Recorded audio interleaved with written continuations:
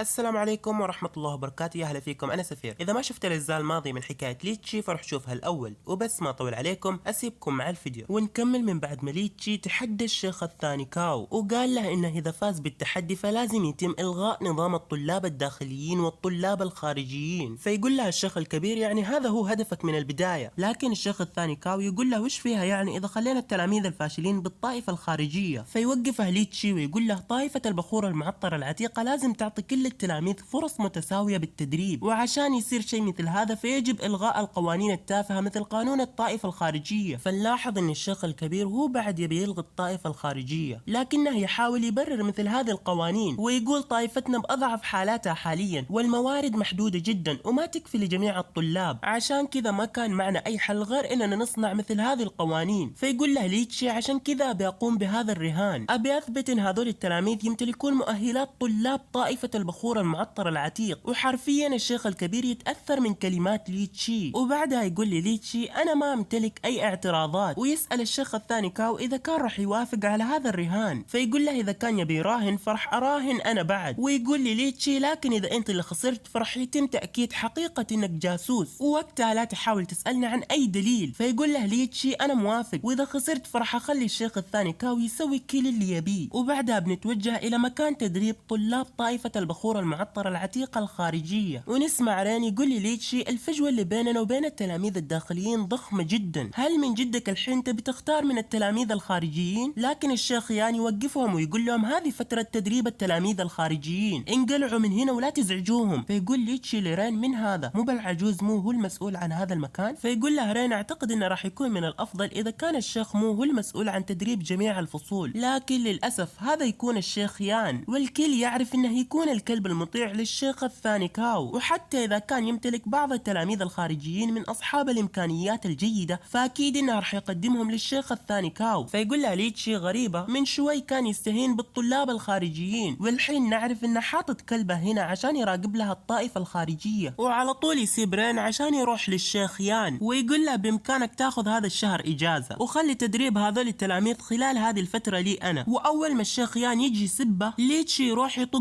له كتفه، والظاهر إنه خرب له شيء داخل كتفه، والشيخ يان ينصعق من شدة الألم ويقول أي نوع من أنواع القوة هذا القدر يستخدم. فيقول له ليتشي لا تخاف ترى كل هذا بس عشان ما تتسبب لي بأي مشاكل ثانية. فيبكي من الألم ويقول له وش اللي قاعد تسويه؟ والتلاميذ ينبهرون من قوة ليتشي ويقولون من هذا اللي قدر يثبت الشيخ يان على الأرض بس بيد واحدة. فيقول لهم فانغ هذا يكون التلميذ الرئيسي وهو هنا عشان يعلمنا بدال الشيخ يان. ونشوف الشيخ يان وهو يلم ذيله بفمه وهو يركض يقول ليتشي انتظر وراح تشوف. وبعدها ليتشي يرحب بالتلاميذ ويقول لهم انا اكون التلميذ الرئيسي ليتشي، وبامكانكم تنادوني بعمكم الكبير، واكيد انكم تعرفون اني راح اعلمكم الى طول الشهر القادم. لكن قبل كل هذا بسألكم سؤال واحد، كلكم جيتم لهنا وانتم تمتلكون طموح ضخمة وكبيرة، لكن للاسف تم تدريبكم كلكم عن طريق كلب مخبول، فهل تنوون انكم تستسلمون بهذه السهولة؟ احب اقول لكم اني انا هنا عشان ارجع كل شيء الى مسارها الصحيح، وفقط بعد شهر واحد بعد ما نفوز على الشيخ الثاني كاو ما راح تكون طائفة البخور المعطرة العتيقة منقسمة إلى طائفتين، طائفة خارجية وطائفة داخلية بعد هذا اليوم. أبيكم تنفذوا كل تعليماتي وتحطموا هذه القاعدة الظالمة. لكن حرفيا ما في غير فانغ هو اللي تشجع من خطاب ليتشي. فيقول لهم ليتشي يا أنتم ترى ردة فعلكم مرة طفشانة. لكن واحدة من التلاميذ ترفع يدها عشان تسأل ليتشي، فيقول لها وش هو سؤالك؟ فتقول لها خلال شهر واحد فقط كيف راح تقدر تعلم تلاميذ فاشلين مثلنا عشان نهزم نخبة تلاميذ الشيخ كاو؟ فيقول لها ايه سؤال جيد، احب الاطفال اللي يسالون اسئله حلوه. فتقول بنفسها من جده يعتبرني طفله. فيطلع خشبته ويقول لهم تبون تعرفون طريقتي بالتعليم؟ لا تستعجلوا عشان كل شيء بوقته حلو. ورين يبدا ينفخ ريشه ويقول لهم حاولوا تكونوا مستعدين عشان عمكم ليتشي تراه صارم جدا. فيقول له ليتشي وش بلاك يا رين واقف جنبي هنا، روح ووقف معهم بدل لا اوديك بنفسي. فيخاف رين ويقول لي ليتشي وش اللي تقصده؟ لا تقول لي اني راح اتدرب معهم. وبالفعل ليتشي يبدا يجلد فيهم من الصباح لين المساء، وبعد ما يخلص من جلدهم يبدا يتمطط ويقول لهم ها وش رايكم؟ اكيد استمتعتم بتدريب اليوم مو بكذا؟ ونشوف رين بعد ما ليتشي حط له شويه مكياج يقول وين الفريق الطبي؟ احتاج الفريق الطبي بسرعة. فيقول لهم ليتشي لا تخافوا الفريق الطبي موجود هنا بالفعل، وانا متأكد ان كل واحد منكم راح يحظى بعلاج جيد ومستحيل يموت منكم ولا طالب واحد. والفريق الطبي يقول لهم لا تخافوا عشانكم عليكم بأيدي أمينة. ونسمع البنت اللي كانت تسأل ليتشي من شوي تقول للدكتور أحس إني راح أموت من كثر الضرب. فيقول لها الدكتور مو بلازم تكبرين الموضوع لهذه الدرجة، تراها مجرد جراح سطحية وأكيد إنك راح تتعافين منها قبل شروق الشمس. وراني يقول للدكتور أنا مصاب لدرجة إني ما أقدر أحرك حتى إصبع واحد من جسمي. فيقول لها الدكتور الحين أنا كشفت عليك وكل الموضوع إنك مرهق شوي، خذ شوية راحة وأكيد إنك راح تكون بخير. فيقول لهم ليتشي سمعتم وش اللي قالها الطبيب، خذوا شوية راحة عشان تستعدون لتدريبات بكرة، وغير كذا ورانا شهر مرة طويل. فيبدأ رين يصيح أكثر ويقول حد يساعدني ويخرجني من هذا الجحيم. فيسيبهم وهو يقول لهم راح تظلون بهذا الجحيم لمدة شهر كامل وراح تتدربون معي بالصباح وتتعالجون بالمساء، وإذا ما تبون تمرون بنفس هذه الحالة كل يوم فلازم تتدربون بجد أكثر وتصبحون أقوياء. فتقول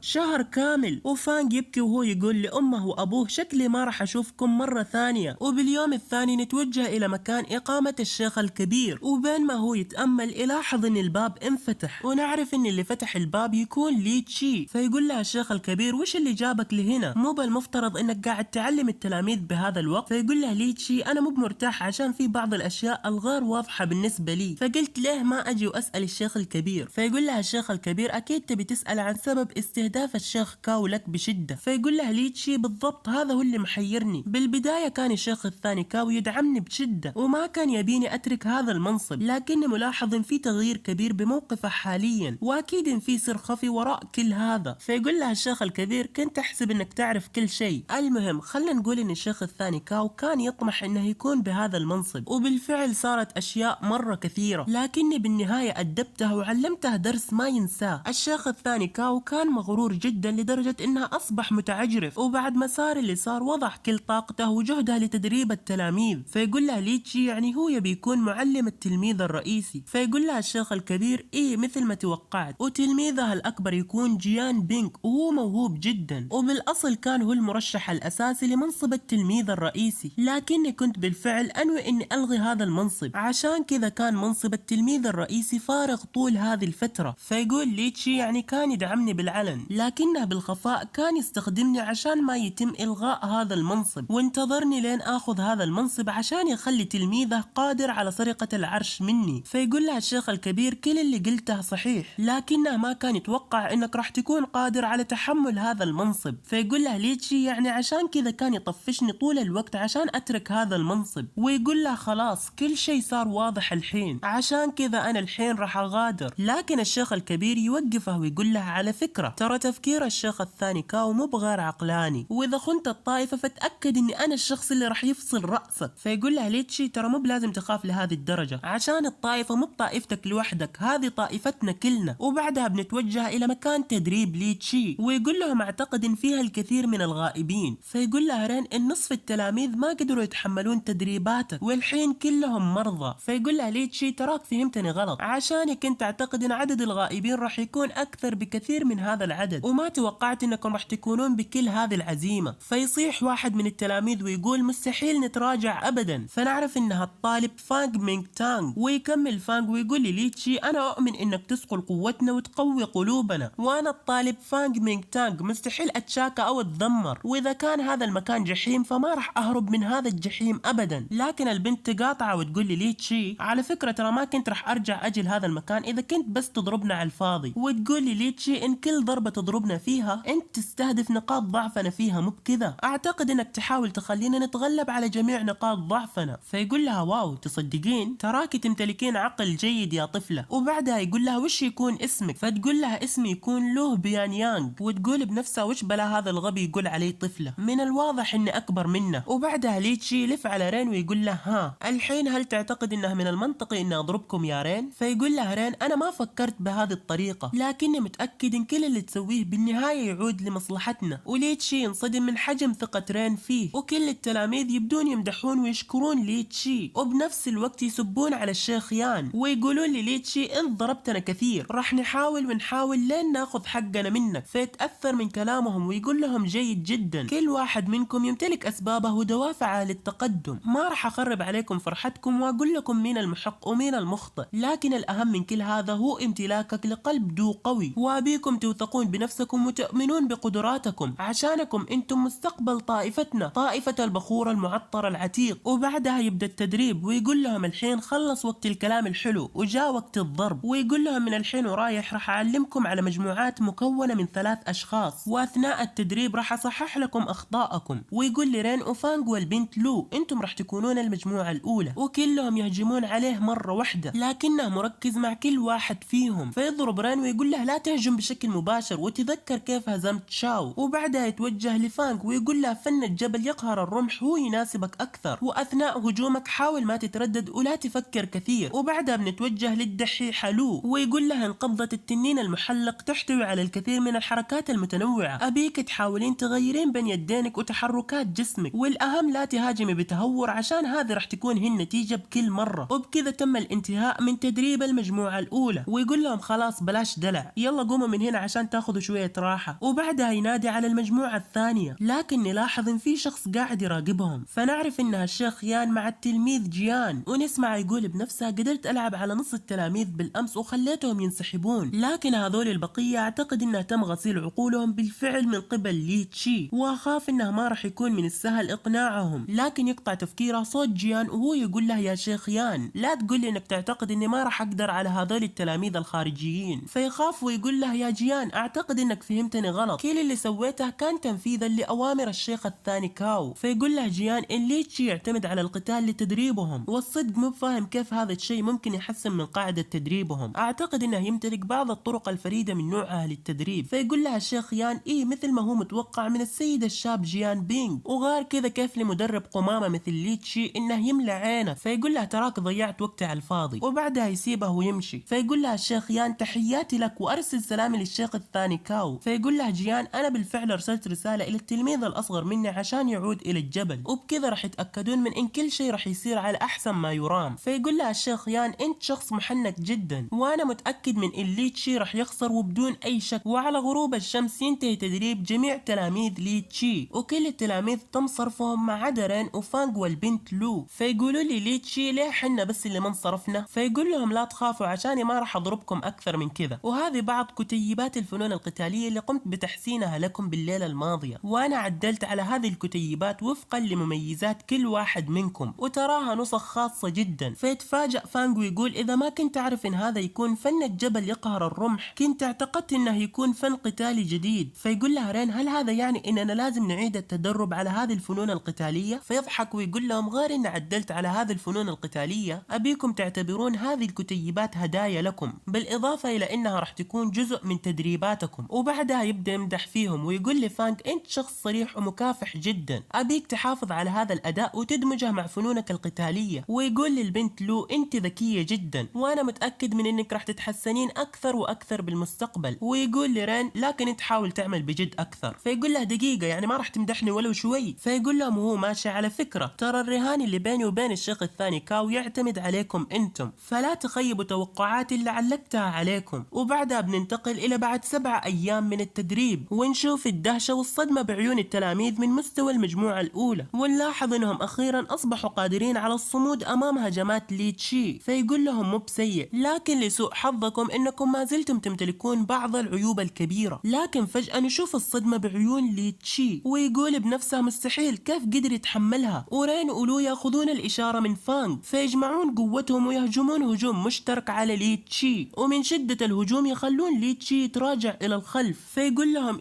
احسنتم، وكل التلاميذ يشجعونهم اكثر ويقولوا لهم كفو قدرتم تخلون عمنا لي تشي يتراجع الى الخلف لاول مرة. فيقول لهم لي تشي مو بلازم تكونون بكل هذا الحماس عشان كلكم راح توصلون الى هذا المستوى عن طريق التدرب على النصائح اللي علمتكم عليها. فيفرحون ويهتفون اكثر. فتقول البنت لو اعتقد انها راح يحظى بالمزيد والمزيد من التلاميذ، لكن يقاطعهم صوت خطوات شخص من خلفهم، فنعرف انه يكون العجوز يان مع فرقة تنفيذ القانون. ويقول لهم كلكم اسمعوني عدل ولا احد يتحرك من مكانه. فيقول لها لي تشي على فكرة ترى الشيخ الثاني كاو مرة طفشان، شوفوه وهو جاي عشان يقبض على الناس مرة ثانية. فيضحك الشيخ يان مثل الخنزير ويقول لفرقة تنفيذ القانون حاصروا هذا المكان. ويقول لي تشي انت عنفت التلاميذ وحرضتهم على تعلم فنون قتالية شيطانية، واذا ما تعرف فهذه تكون جريمة عظمى، والحين بعد ما تم القبض عليك وانت متلبس فما راح تقدر تنكر. فيقول لهم لي تشي يعني ما راح تخلصون من هذا الغباء؟ على فكرة ترى بديت اطفش منكم. لكن فانغ يتدخل ويقول للشيخ يان ترى عمنا لي تشي طيب طيب وهو ما علمنا على أي طرق شيطانية. فيقول لهم وش بلاكم شايفين نفسكم لهذه الدرجة؟ إذا نسيتم فعلى فكرة ترى أنا اللي علمتكم الفنون القتالية، يعني كيف ما راح أفهم كل اللي قاعد يصير؟ وغير كذا إذا كنتم جد ما تعلمتم على الفنون الشيطانية فكيف لقمامة مثلكم إنها تتحسن لهذه الدرجة خلال كل هذه الفترة القصيرة؟ فيقول له هرين يا شيخ يان تراك فهمتنا غلط، حنا ما حسنا مهاراتنا غير بالاعتماد على الطرق اللي علمنا عليها عمنا لي تشي. فيقول بنفسه كل اللي حطيته هو شوية تحسينات من كتاب جسد الجحيم الخالد، وبالمقارنة مع النسخة الأصلية أعتقد إن نموهم بطيء جدا، وغير كذا ما بتخيل أصلا تجربة تعليمهم على النسخة الأصلية. والحين أنا أتفهم ليه مان راي رفض دمج مثل هذه التقنيات مع الفنون القتالية اللي حسنها، ونتيجة كل اللي سويته إنهم يعتقدون إن علمتهم على فنون قتالية شيطانية. ونرجع لهذه الشلة ونسمع العجوز يان يقول لهم يا أغبياء تراني خايف عليكم عشانكم راح تطيحون بمشاكل كبيرة، ليه ما تبون تفهمون؟ لكن رين ميبس راسه ويقول له ما في أي شيء من كل الكلام اللي قلته الحين. فيعصب ويقول لهم إذا ما تبون تفهمون فأحسن لكم تقفلون فمكم ولا تراني راح أخليكم تتعاقبون بتهمة خيانة الطائفة. لكن ليتشي يخلص صبره ويقول له أنت اللي أحسن لك تقفل فمك الحين، ويقول له بنظرة خبيثة أنا اللي راح أعلمك درس ما تنساه يا خنزير. ويقول له غير كذا لا تعتقد إنك بكل هذه الأهمية، راح أشوف مين اللي ممكن يخلصك مني اليوم. وبس والله هذا كان كل شيء بفيديو، إن شاء الله الفيديو يكون عجبكم. كتبوا لي رأيكم بالفيديو وش تعتقدون إن ليتشي راح يسوي لهذه الشلة، وكمان كتبوا لي وش تعتقدون إنه راح يكون مصير الشيخ يان. وبس والله إذا حبيتم حكاية ليتشي وتبوني أستمر فيها فلا تقصرون باللايك والشير وسبسكرايب وتنشرون المقطع بكل مكان وبكل الجروبات حتى راعي البقال اللي جنب بيتكم. وبس شكرا على المشاهدة،